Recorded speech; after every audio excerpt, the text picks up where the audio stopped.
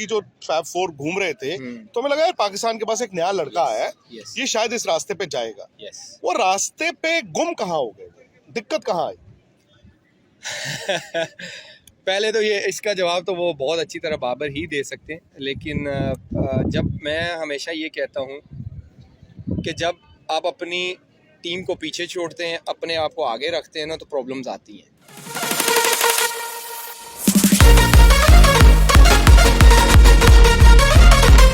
से कंपैरिजन नहीं, लेकिन विराट या बाकी जो फैब फोर घूम रहे थे, तो हमें लगा पाकिस्तान के पास एक नया लड़का है, ये शायद इस रास्ते पे जाएगा। वो रास्ते पे गुम कहाँ हो गए, दिक्कत कहाँ आई?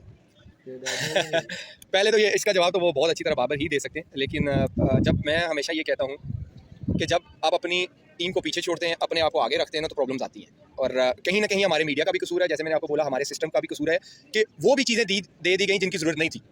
मुझे लगता है कि बाबर अगर एज अ बैट्समैन ही फोकस करते तो शायद ज्यादा बेहतर डिलीवर कर सकते। कल अहमद शहजाद थे, उन्होंने मेरे साथ इंटरव्यू किया, उन्होंने अहमद भाई ने सेम यही चीज़ कही कि वो शायद कप्तानी के लिए तैयार नहीं थे। मुझे लगता है कि वो, क्योंकि देखे अब जो सरफराज की मैं क्यों एग्जांपल दूंगा कि शायद वो उनकी अपनी शायद परफॉर्मेंस बैटिंग में उस तरह ना हो, लेकिन वो एक क्लेवर कैप्टन थे, वो डिसीजन ले सकते थे ऑन द फील्ड, जिताने वाले कप्तान। यस, और उनकी कप्तानी में देखिए कितने सारे प्लेयर्स भी मिले आपको जो खेले, रेगुलर भी खेले। तो मुझे लगता है बाबर ना तैयार थे।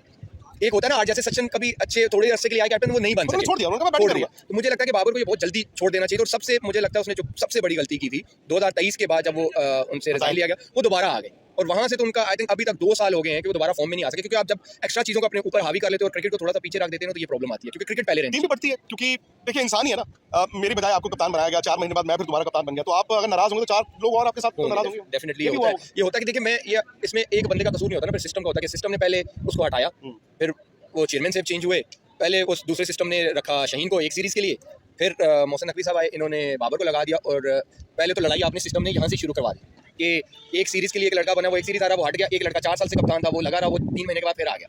तो ये आपने डैमेज तो किया ना ये फैसला करके, और फिर बढ़ती है डेफिनेटली, ह्यूमन बीइंग आप हर्ट होते हो, एक बंदे को 4 साल, मुझे एक सीरीज़, तो ये कहीं ना कहीं प्रॉब्लम क्रिएट होती है।